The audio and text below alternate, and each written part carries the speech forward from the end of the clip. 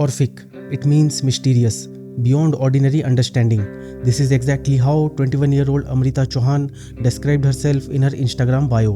To the world, she was a bubbly student from Moradabad, posting reels, chasing a degree in forensic science. She was learning how to catch criminals, but what nobody knew was that she was applying those very lessons to become one. Amrita Chauhan, a resident of Pital Nagari, Moradabad, on the surface, just another Gen Z student living her life online. She recently got a tattoo. Time heals all. A cry for help masked as a body art. Her best friend thought it was just a quote. In reality, it was a coping mechanism for a life spiraling out of control. 30th September 2025, she uploads her final reel. 17 days later, the Delhi police handcuffs her. Not for a petty crime, but for a meticulously planned execution disguised as a catastrophic accident. So, how does a girl studying the science of crime scenes end up creating one? To understand the killer, we have to look at the assets. Let's go to Gandhi Vihar, 6th October, 3:18 am. The night is silent until it isn't. House number E60, 4th floor. The residence of 32-year-old Ramkesh Meena. At 3:18 am, flames began to lick the windows. Within minutes, the inferno grows so aggressive that the entire colony wakes up. The neighbors call Amit, the building owner.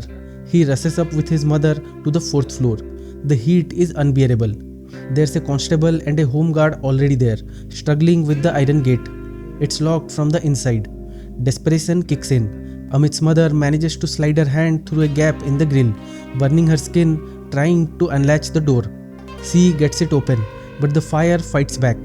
A wall of black smoke and heat blasts into the stairwell. They are choking and blinded. They have no choice but to retreat. They dial 112, fire brigade, police.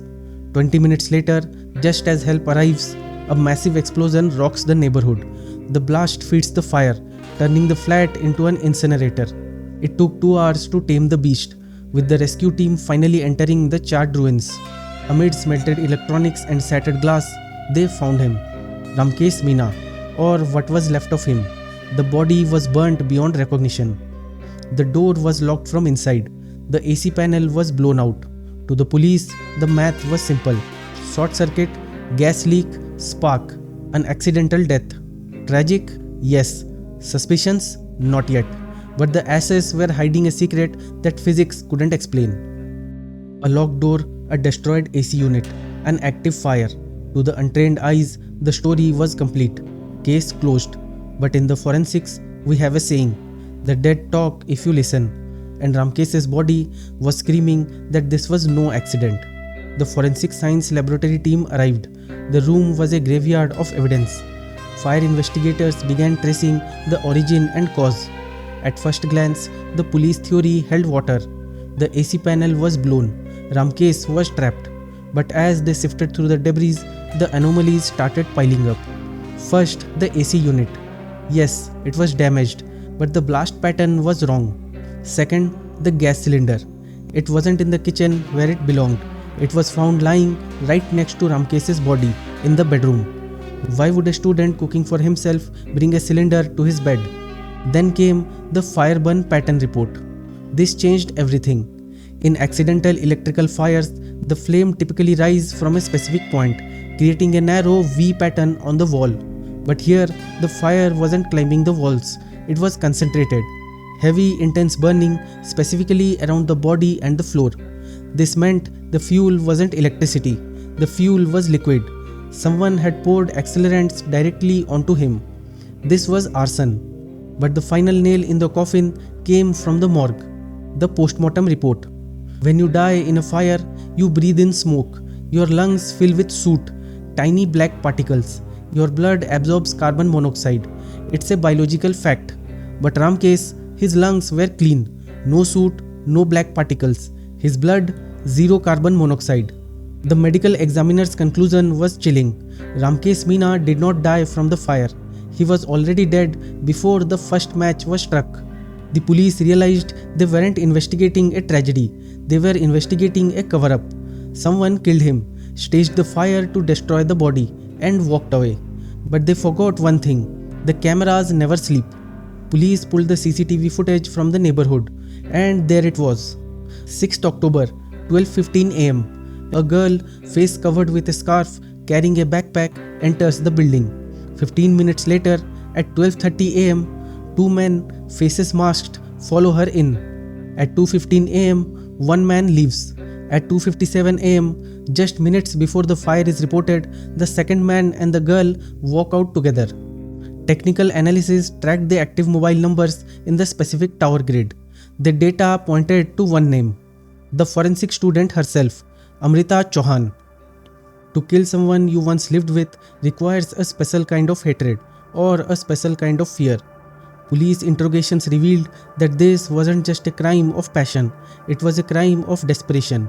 The story rewinds 5 months to a meeting that should have been a simple job interview but ended up signing Ramkesh's death warrant. May 2025, Noida. Ramkesh Meena, a focused 32-year-old from Rajasthan, was in Delhi for one reason: the UPSC exam. Between studies, he gave job interviews. That's where he met her, Amrita Chauhan. She was 21, fresh out of Moradabad, looking for a job. A conversation in a corridor turned into a coffee meet. Coffee meets turned into late-night chats, and before long, the UPSC aspirant and the forensic student were sharing a roof. They moved in together. To the outside world, they were a perfect couple. But Amrita was carrying a baggage that Ramkesh didn't see coming. Amrita had a past. A year prior, in 2024, she had been disowned by her family. Why? Because of her affair with Sumit Kashyap, a 27-year-old married man with a child. Her family chose honor over their daughter. They cut her off completely. Sumit eventually left her too, or so she thought. Fast forward to August 2025, 2 months before the murder. Amrita bumps into Sumit again. The sparks reignited instantly. Amrita started living a double life, sleeping in Ramkesh's flat but giving her heart back to Sumit. Eventually, she made her choice. She dumped Ramkesh and moved in with Sumit in Chhatarpur. Ramkesh was devastated. He had given her a home, a life, and she left him for the ex who had ruined her family ties. His grief turned into rage, and then into something much darker. During their live-in relationship, they had recorded intimate moments, private videos. Ramkesh weaponized them. He sent the videos to Amrita. The message was clear: come back to me or the world sees these. Amrita begged him to delete them. He refused. He told her the files were backed up on a hard drive. He held her reputation hostage. Amrita realized begging wouldn't work, so she changed her tactics. She decided to play a game. She told Ramkesh she wanted to get back together. A lie. She started visiting his flat again. Her goal: find the hard drive, delete the backup, leave forever. Ramkesh fell for it. He thought he had won. He deleted the videos from his phone to prove his loyalty, but the hard drive remained hidden. Every time Amrita visited, Ramkesh wanted intimacy. He wanted his girlfriend back. For Amrita, every touch was repulsive. She was sleeping with the enemy just to hunt for a piece of digital plastic. She couldn't find the hard drive, and she couldn't stand his touch anymore. Her patience snapped. If she couldn't steal the hard drive while he was alive, she would take it over his dead body. She called Sumit. She called his friend Sandeep, and together they wrote the script for murder. 6th October. The plan was set. It wasn't just a murder, it was a forensic experiment. Amrita used her knowledge of crime scenes to create the perfect closed room mystery. She knew exactly how to make a murder look like an accident. But first, she had to get Ramkesh to let his guard down one last time. 12:15 am. Amrita enters the building, face covered. Ramkesh is waiting for her, excited. He thinks they are reconciling. Once inside, Amrita initiates a game, a fantasy. She suggests tying him up for fun. Ramkesh, blinded by his desire to possess her, agrees. She ties his hands, she ties his feet. She stuffs a cloth into his mouth. He is now defenseless. At 12:30 am, the doorbell doesn't ring. The door just opens. Sumit and Sandeep walk in. The look in Ramkesh's eyes shifts from excitement to pure terror. They didn't kill him immediately. They beat him. They demand the hard drive. Even bound and gagged, Ramkesh refused to give it up. But silence doesn't last forever. Frustrated and running out of time, they strangle him. Ramkesh Meena took his last breath in the room where he once dreamt of becoming a civil servant. With the body lifeless, the real work began. For the next 90 minutes, the three of them tore the apartment apart. Every drawer, every shelf, every hiding spot. Finally, they found it, the hard drive, hidden away just as he said. Objective complete. Now the cleanup. This is where Amrita's forensic training kicked in. She knew that fire destroys DNA, fire destroys fingerprints. They gathered everything flammable: cooking oil, ghee, bottles of liquor. They drenched Ramkesh's body. Sumit dragged the gas cylinder from the kitchen. He placed it right next to Ramkesh's head. He turned the knob open. The room began to fill with gas.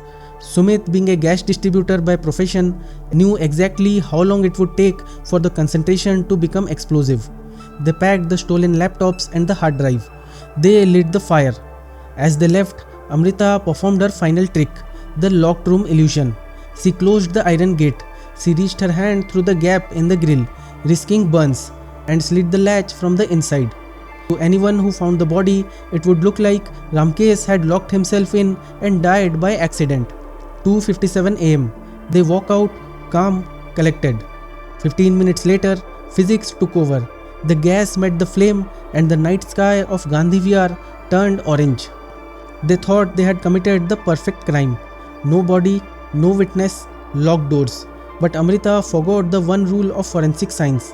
Every contact leaves a trace, and the trace she left was digital. After the fire comes the smoke, and after the smoke, the handcuffs. Amrita thought she had erased her past by burning the future, but you can't burn digital footprints. Her phone location placed her at the scene. Her silence spoke volumes, and on 18th October, the law caught up. Police raided Moradabad. On 18th October 2025, Amrita Chauhan was arrested. Her accomplices didn't last long either. Sumit was packed up on the 21st, Sandeep on the 23rd. In their possession, police found the smoking gun, Ramkesh's stolen hard drive, the trolley bag, the clothes they wore that night. Amrita confessed. She narrated the entire script of the murder, the fantasy game, the strangulation, the fire. The world saw a young girl trapped by a blackmailer, fighting for her freedom. Ramkesh was painted as the victim of the brutal slaying. But the case wasn't closed yet, because investigators finally cracked the password to that hard drive. What they found inside sent shivers down their spine. It wasn't just Amrita. The hard drive contained folders, many folders. Inside were private, intimate videos of 15 other girls. Ramkesh Meena, the UPSC aspirant, the victim, was actually a serial predator. He had been recording women for years, collecting their vulnerable moments like trophies. Police realized that if Amrita hadn't killed him, who knows how many more folders would have been added, or how many of those 15 girls were also being blackmailed. This revelation split public opinion. Who was the villain here? On one side, Amrita, self-centered, a relationship hopper who used people for emotional validation. When her reputation was threatened, she chose murder over justice. She was cold, calculated, and willing to destroy a life to save her image. On the other side, Ramkesh, a man who hid behind the mask of a student but acted like a monster. He treated women as objects. His obsession wasn't love, it was ownership. Amrita pulled the trigger, but Ramkesh loaded the gun with his own toxicity. In the end, there were no winners in this story, just two broken compasses leading each other off a cliff. Ramkesh paid with his life, Amrita paid with her freedom. It's a brutal reminder. When you treat relationships like transactions, the cost is often higher than you can afford. If you like this video, please give it a thumbs up. I'm Sam and I'll see you in the next one.